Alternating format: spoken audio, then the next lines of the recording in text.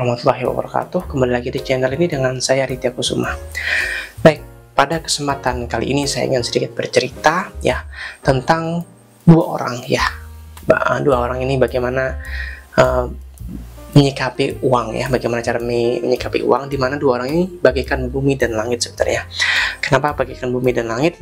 Di mana Ronald Read ini ya, orang pertama, Ronald Read ini merupakan hanya seorang pekerja biasa tanpa ada latar belakang pendidikan dan juga pekerjaan yang berhubungan dengan keuangan, dibandingkan dengan Richard Fuscon ya, orang kedua ini memiliki latar belakang pendidikan dan juga pekerjaan di bidang keuangan. Nah, cerita ini saya sadur dari buku Psychology of Money karya Morgan Housel. Oke, saya akan bercerita tentang orang pertama dulu. Orang pertama ini si Ronald Read ini merupakan seorang pekerja biasa ya, tidak banyak, bagi orang yang mengenalnya tidak banyak cerita yang bisa disampaikan.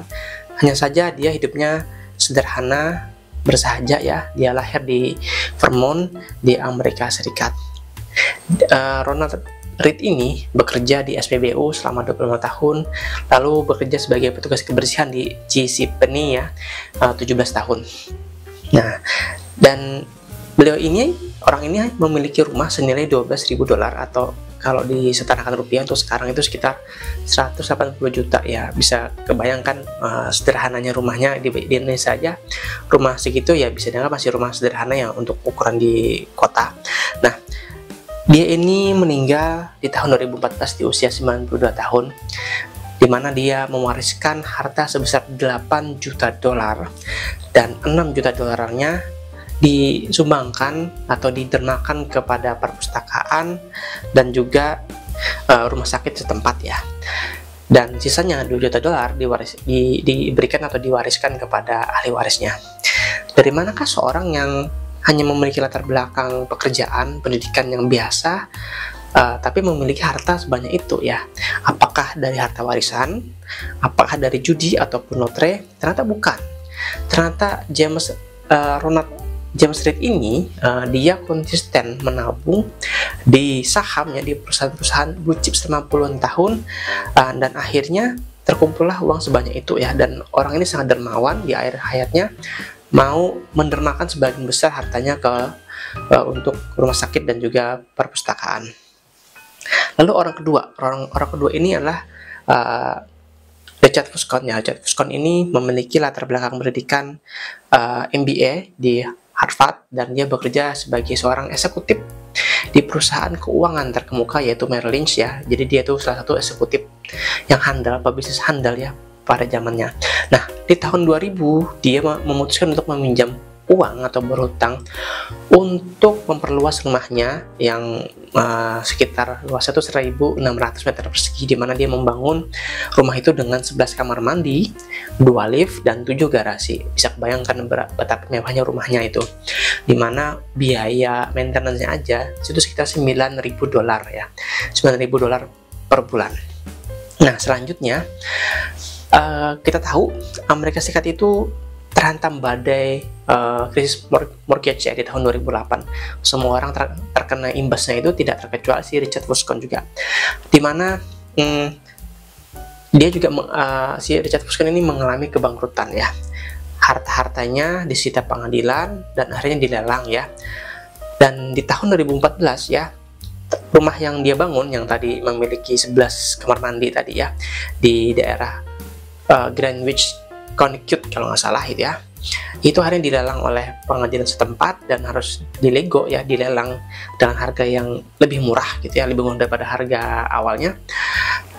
Dan ironisnya itu terjadi 5 bulan sebelum Ronald Read ini mewariskan hartanya untuk amal. Kenapa orang yang berpendidikan dan memiliki reputasi yang cukup mentereng di bidang keuangan ternyata tidak aman secara finansial? Berikut ada beberapa analisis ya, yang analisis sederhana aja gitu. Nah, yang pertama gini, secara umum ada beberapa faktor yang mempengaruhi seorang untuk berperilaku terhadap uangnya.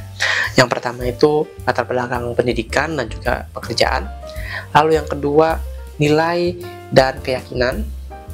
Lalu yang ketiga adalah pengaruh lingkungan sosial, dan yang keempat emosi dan kepribadian, dan yang terakhir adalah tujuan dan prioritas hidup. Kalau kita lihat dari latar belakang pendidikan dan pekerjaan, tentunya kita akan mengatakan bahwa Richard Fuscon dengan Ronald Read ini berbeda 180 derajat ya. Bagikan bumi dan langit, saya bilang. Yang membedakan adalah cara perilaku mereka dalam mengelola uang ya, bagaimana psikologi mereka pada saat memegang uang. Lalu yang ketiga, mengelola uang dengan baik tidak ada hubungannya dengan kecerdasan dan lebih banyak berhubungan dengan perilaku, di mana perilaku ini sukar untuk diajarkan bahkan kepada orang yang cerdas sekalipun ya. Selanjutnya ada teori ya yang terkait dengan kondisi mereka berdua ini ya, kondisi orang-orang ini. Nah, ada sebuah teori yang menggambarkan cerita tadi ya, yaitu teori perilaku keuangan atau behavioral financial theory. Teori ini menggabungkan konsep psikologi dengan ekonomi. Nah, ya, jadi teori ini menjelaskan bagaimana perilaku keuangan yang seringkali tidak rasional ya atau irasional.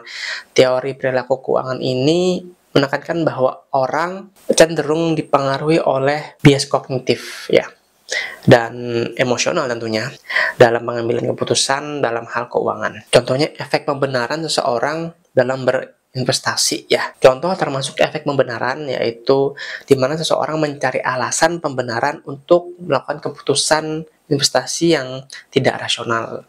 Lalu ada efek kerumunan. Efek kerumunan ini maksudnya di mana seseorang itu cenderung mengikuti tindakan mayoritas orang pada umumnya.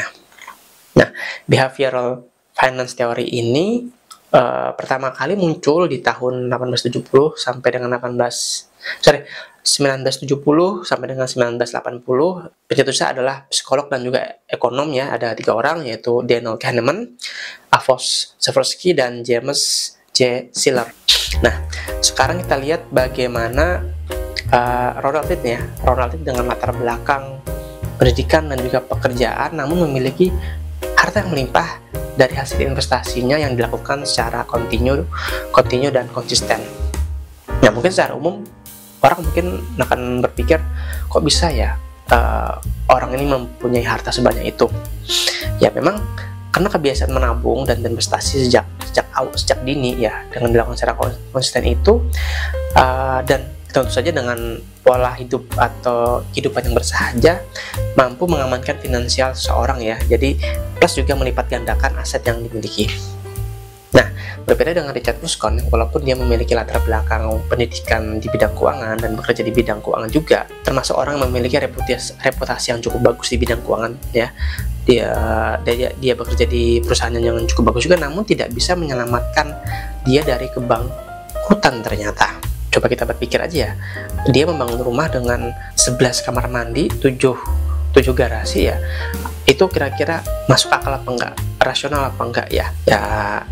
Dan ternyata walaupun dia punya keahlian cukup mentereng ya, ternyata tidak bisa juga menyelamatkan dia dari kebangkrutan yang disebabkan terlalu sifat yang berlebihan, ditambah lagi krisis 2008 pada saat itu. Nah, kedua contoh tadi memang tidak bisa dijadikan patokan ya, tidak bisa disamaratakan. Toh juga ada juga nih orang yang foya-foya tapi tetap kaya gitu, tetap kaya malah tambah kaya ya, tapi ada ya seperti itu.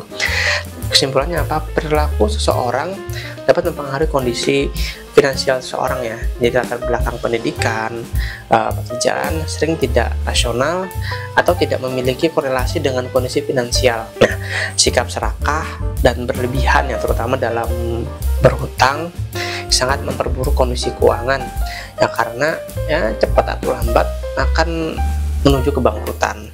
Nah, jadi mari kita ambil sisi baiknya dari kedua cerita tadi ya, yaitu dengan menabung dan berinvestasi dengan konsisten, dengan ya mungkin butuh waktu yang agak lama dan disertai dengan kehidupan yang secukupnya saja, itu akan mengamankan finansial kita dan juga kita hindari sikap yang berlebihan ya, seperti yang digambarkan pada cerita Richard Fuscon tadi. Mungkin itu aja yang bisa saya sampaikan kali ini. Semoga video ini bermanfaat bagi kita semua, termasuk diri saya pribadi khususnya ya. Jangan lupa like, komen, dan subscribe channel ini ya. Saya Aditya Kusuma undur diri dulu. Wassalamualaikum warahmatullahi wabarakatuh.